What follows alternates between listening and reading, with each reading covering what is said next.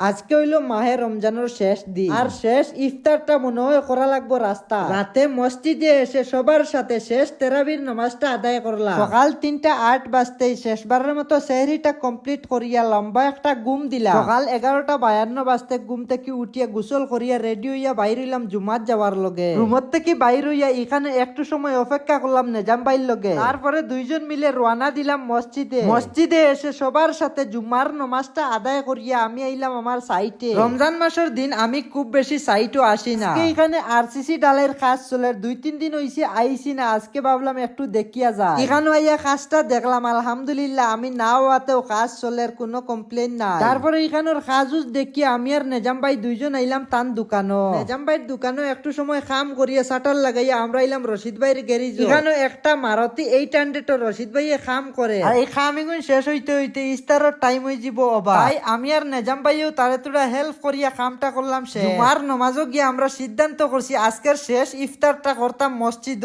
বিকালে তাও করছি যাইতাম বাজারের। রুমত থেকে বাইর হইয়া দেখি আসমানের অবস্থা বেশ বালা না। দেখতে না দেখতে আই গেছে বৃষ্টি। দৌড়ি দৌড়ি আইলাম গাড়ি। বৃষ্টির মাঝে নেজাম ভাই আর আমি দুইজন রওনা দিলাম বাজারও। মসজিদও ইফতার করতাম আর একটা হোটেলও অর্ডার করলাম জিলাপি আর কাজু। আর এখন আইছি আমরা এখান থেকে ওটাই নেবা। এখানে আওয়ার পরে এত জোরে বৃষ্টি শুরু হয়েছে, জিলাপি লইয়া বই রইছি। গাড়ি আছে লগে, তারপরে হোটেল থেকে গাড়ি পর্যন্ত যাওয়া সম্ভব না। তারপরে যাই হোক একটু বৃষ্টি থামছে আর কোনো মতে আইয়া পৌঁছিছি আমরা মসজিদ।